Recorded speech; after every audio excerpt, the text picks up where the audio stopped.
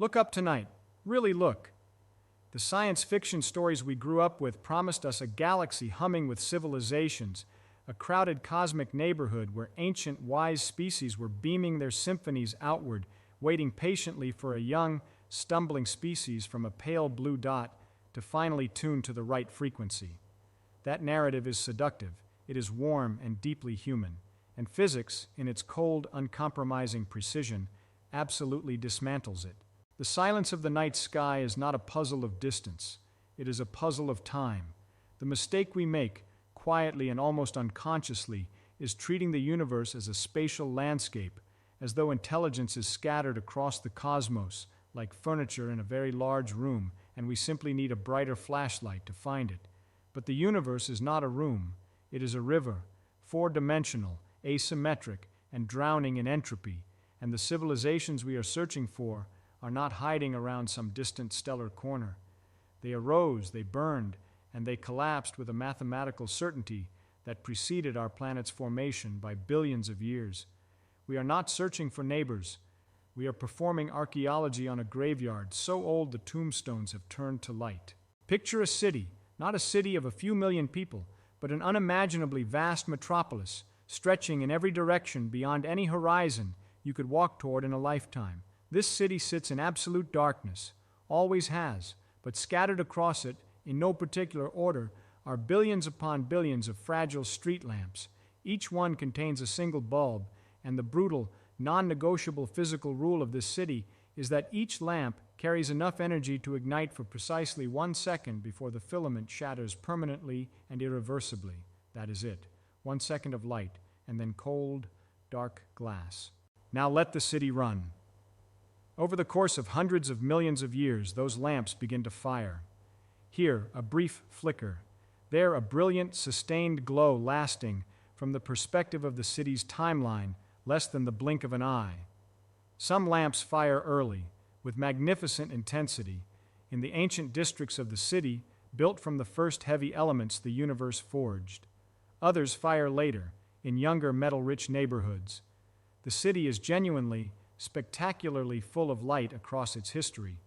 But because the city is so inconceivably vast and the timeline so crushingly long, no two lamps ever ignite at the perfectly identical moment.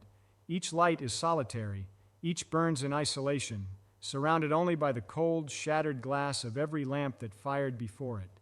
We are one of those lamps. We are burning right now, casting our radio waves and our mathematical signals outward into the dark, entirely unaware that the magnificent ancient civilizations we are hoping to hear from are nothing but scattered cold debris buried somewhere in the ashes of a past so deep we cannot even properly feel its weight.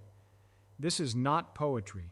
This is the tyranny of the cosmological calendar, and it emerges directly from the timeline of the universe itself. 14 billion years. That is the rough age of the observable universe, and to most minds, that number simply sounds large. But what physics forces us to confront is its structure, its internal architecture of causality. The first generation of stars, which cosmologists call population 3 stars, were monsters. They contained almost nothing but hydrogen and helium, the primordial elements that emerged from the Big Bang, and they burned with a ferocity that made them spectacularly short-lived.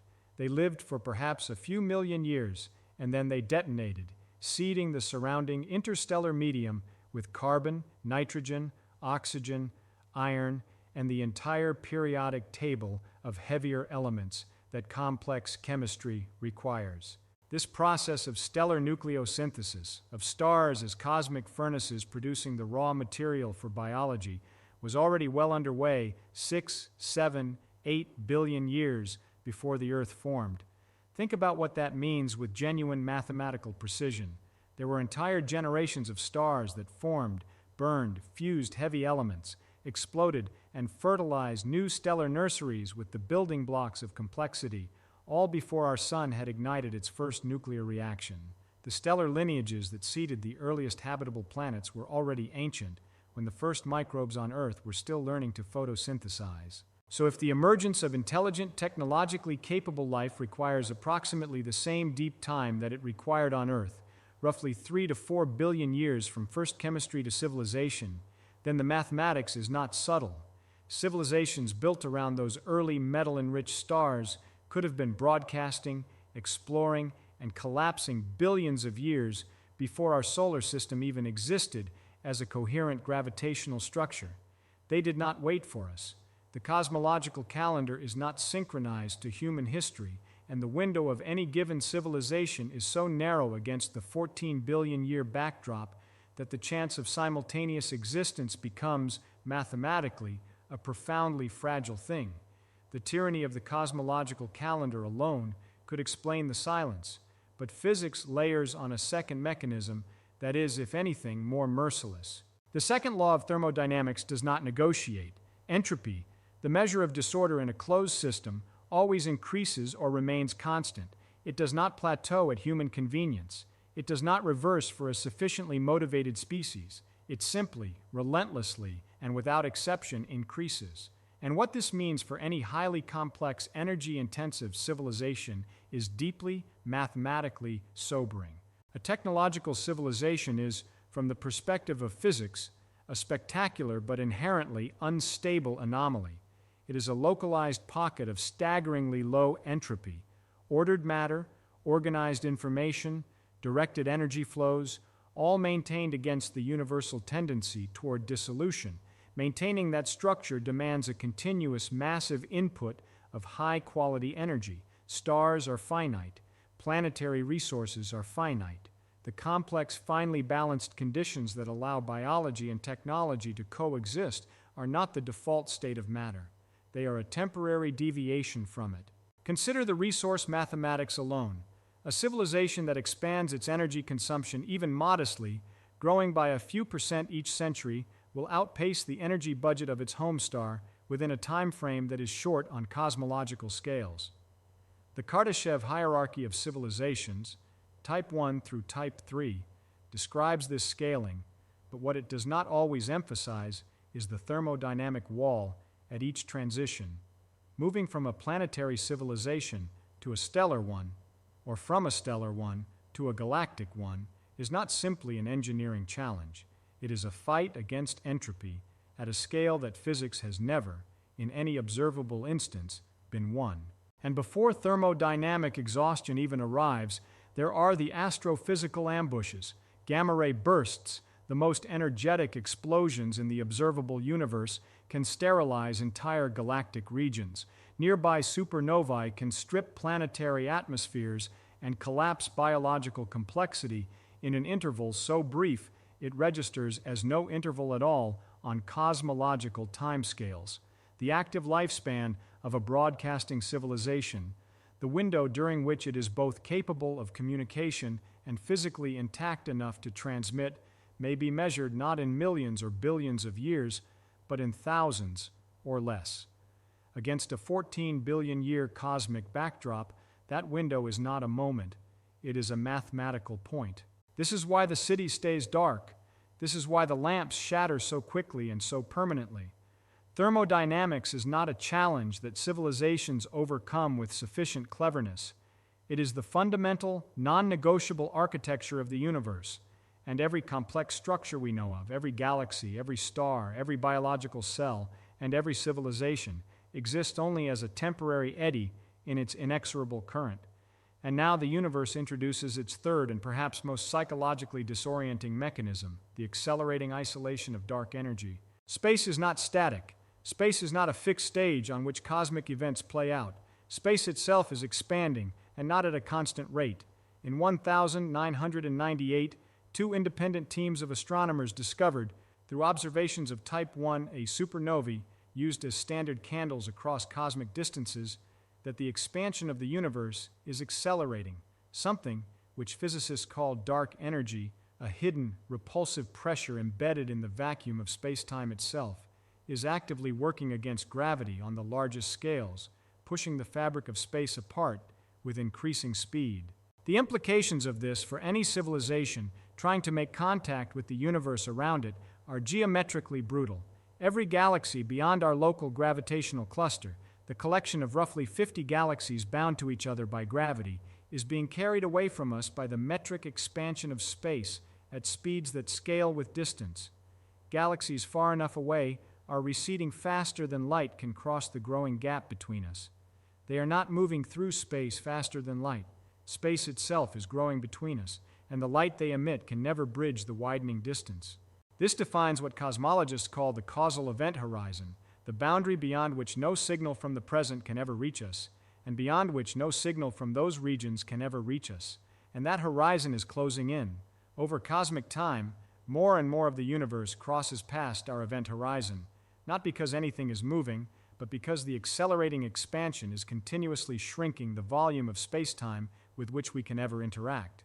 The ruins of ancient civilizations that might have existed in galaxies now beyond our causal horizon are, for all physical purposes, gone. Not gone as in destroyed, but gone as in thermodynamically disconnected from our future. Their light, their signals, any residue of their existence is being redshifted toward infinite wavelength, stretched and diluted by expanding space until it cannot carry meaningful information. The graveyard we spoke of is not just old, it is actively being pushed out of reach by the geometry of the universe itself. We are inside a darkening bubble of isolation, and the bubble is shrinking on cosmic timescales. The number of galaxies we can observe from Earth today is, counterintuitively, greater than the number our descendants, millions of years from now, will be able to observe. We are at a privileged moment in the universe's timeline, one where we can still see evidence of cosmic structure, still measure the cosmic microwave background, still trace the large-scale geometry of space-time. The window is not closing tomorrow, but it is closing, and this brings us to the most extraordinary realization, one that does not diminish us, but instead places us in a position of staggering, irreducible significance. We are here now. Not in the dead epoch of the early universe before heavy elements existed to build biology. Not in the far future, when the last stars have collapsed into cold black dwarfs and the universe has spread itself too thin for any structure to persist. We are here in this narrow, luminous band of cosmic time when our sun still fuses hydrogen with mathematical regularity, when the cosmic web of galaxies is still close enough to observe, and when the laws of thermodynamics, as merciless as they are, have not yet had the final word on our particular strand of complexity. The street lamp we are is burning right now against the full weight of cosmological history, against the second law, against the metric expansion of space-time, against the sheer statistical improbability of our existence in a temporal landscape that has already consumed civilizations we will never know. We are not waiting for rescue from ancient aliens. We are looking out at their cold, dark wreckage and finding, if we are brave enough to feel it fully, something far more profound than companionship. The universe is not teeming with the kind of life we dreamed about. It is a place where complexity is rare, where it burns briefly and brilliantly, and where the mathematics of thermodynamics and space-time geometry ensure that every flame of intelligence is, ultimately, alone with its own singular, irreplaceable moment of light. There is no savior frequency to tune to. There is only physics, clean and cold and perfectly indifferent, offering us the most honest mirror it knows how to provide. We are the last lamp burning in this part of the city, and the light we are casting right now, outward into the dark, is the only light in billions of years of frozen silence that anyone from this part of the cosmos will ever send. That is not a tragedy. That is the precise weight of what it means to be here.